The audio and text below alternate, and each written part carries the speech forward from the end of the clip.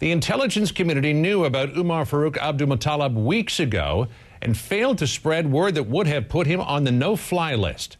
Our Ed Henry is following that part of the story for us and will join us in just a moment from Hawaii. First, though, the latest on the investigation tonight from Homeland Security correspondent Jeanne Meserve. She joins us live tonight from Washington with breaking news about the CIA's role in this systemic failure. Hi, Jeanne. Hi, John. This information coming to us from a single well-placed source who tells us that someone from the CIA met with the father of Umar Farouk Abdulmutallab in Nigeria and spoke with him and prepared a report on his concerns that his son had become radicalized and might have gone to Yemen. What I'm told by my source is that a report was prepared and it was sent on to the CIA in Langley, Virginia, CIA headquarters, but it was not disseminated to the wider intelligence community. This source says that there was other intelligence being gathered, intelligence that perhaps did not have a name attached to it, but perhaps if they had had additional information about someone, maybe someone of a certain nationality, perhaps that would have helped put the pieces together, perhaps in time to stop this plot.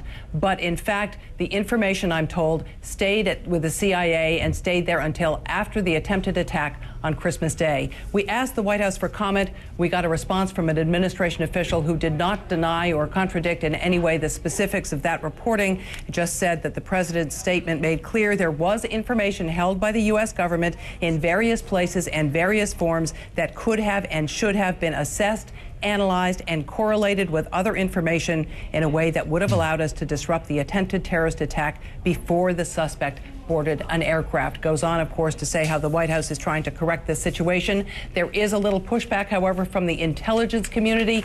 An intelligence official telling us the guy's father gave his son's name and passport number. That was disseminated. He said his kid might have connections to extremists to Yemen. That, too, was disseminated. I'm not aware of a magic piece of intelligence somehow withheld that would have put Abdulmutallab on the no-fly list. But what my source is saying is that it wasn't that specific intelligence alone, but that intelligence in combination with other intelligence which might have put the picture together, John. And what about the sense of urgency, Jeanne, that was conveyed by Abdulmutallab's father? I mean, he went to the embassy not once, more than once, and also made some follow-up phone calls. What do we know about the level of contact that his father had with the U.S. embassy there? Well, U.S. officials are saying that there was one face-to-face meeting that they know of, but then there were several telephone calls. So this wasn't a one-time affair.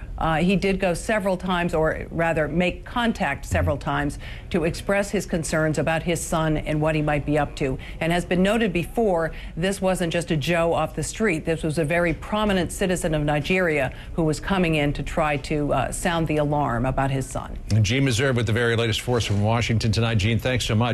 The immediate reaction to this attack has been to focus on airport security, but Abdulmutallab could have been stopped long before he ever set foot on an aircraft. The U.S. had issued him a visa, and the U.S. had multiple reports, again from his father, a former bank official in Nigeria, that Abdul was a radical Muslim. But no one in the U.S. government put those two facts together to justify an investigation that could have led to canceling his visa. Jill Doherty has been trying to find out why. With images still fresh of what could have been a devastating terror attack, President Obama is slamming security agencies after warnings from the bombing suspect's father that his son might be under the influence of religious extremists. It now appears that weeks ago, this information was passed to a component of our intelligence community, but was not effectively distributed so as to get the suspect's name on a no-fly list.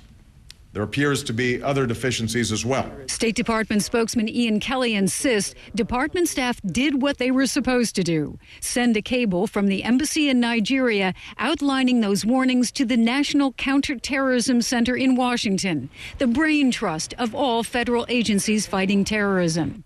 Could the State Department, on its own, have pulled the suspect's visa, which allowed him to visit the U.S. anytime? No, Kelly says, it's an interagency decision. But the bureaucratic finger-pointing has begun. A U.S. government official familiar with how the embassy cable was handled in Washington telling CNN the cable was a very thin report with nothing specific. Just one of hundreds of reports the Counterterrorism Center evaluates daily. Not enough reasonable suspicion to warrant putting the alleged bomber on a no-fly list or revoking his visa. But in May, British authorities did refuse the suspect a visa and put him on a watch list. A British source tells CNN it was because he lied on a student visa application, claiming he went to a bogus college.